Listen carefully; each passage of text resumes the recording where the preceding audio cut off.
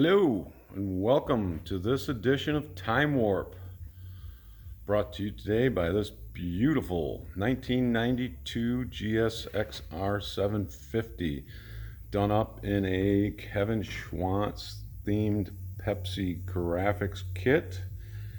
Today we're going to be doing a cold start and a brief explanation of the bike and its build and some of the details and highlights. So this bike was acquired with some minor right side damage, a little tip over damage to the right lower typical area and the upper right front corner of the upper fairing.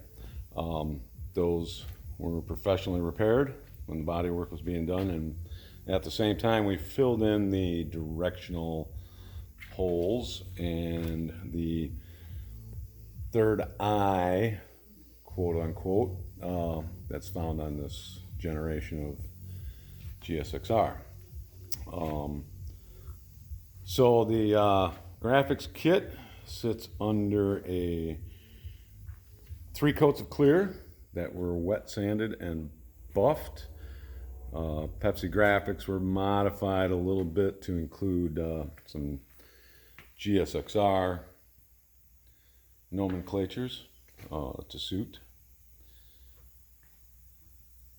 and as well as a custom shock reservoir wrap, just to go that little extra mile with a little twist on it, along with custom pit bull stand to match. The headlights, they remain, the OE headlights remain, but in order to maintain the race replica look, the complete front number plate was essential. So we did a little research and digging, and after a deep dive on the internet, we found some beautiful LED DRLs that fit right in to the original Ram Air intakes, quote unquote Ram Air. They're essentially just cold air intakes, but those were no longer functional anyways with pod filters, which this bike has. So the wheels were freshly powder coated at the same time as the pit bull stand, and fitted with new Bridgestone Battle Axe tires, brand new chain and sprocket, super sprockets, brand new Regina chain, Sato adjustable rear sets and adjustable levers, Hell braided brake lines all around, and EBC brake pads all around, and Motul fluids throughout the bike, oil change, new brake fluids.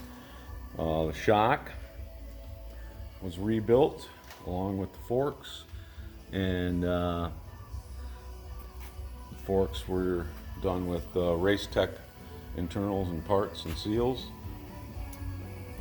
Full stainless exhaust system, 421 exhaust system with a custom SC can fitted to it. The can that came with this exhaust system also had a little bit of rash on it, a little bit of damage, and we opted for this, but it certainly looks and sounds the part for this race replica. We also fitted a titanium bolt kit throughout the bike wherever possible. That consists of engine bolt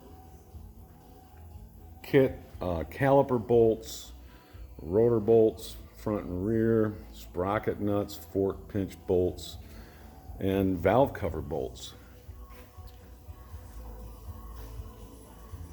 Stainless fasteners were used wherever else possible. It's an OE, pretty much stock engine with 10,299 miles on it at this point. One click from 10,300. What else? We gave it a fresh valve adjustment and compression check. I believe the compression check was ranged between 151 and 156. The only flaws on this bike are a few small scuffs on the swing arm back by the chain adjuster. Nothing major, but that's about it. Short of that, this bike is about as near as mint as you're gonna find for a 22-year-old or 28-year-old motorcycle. So yeah, that's about it. I'm sure I'm forgetting a lot on this bike, but it has been gone through head to toe. We will do a cold start now and let you listen to this thing breathe a little bit. So I'm going to set this down for just a second.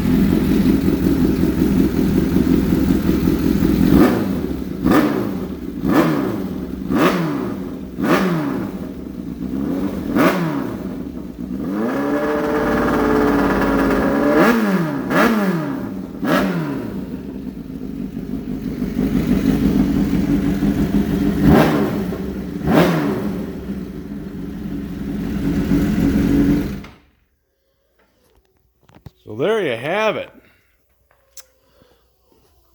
Another fine product from the Toy Story 2 Motorsports Garage.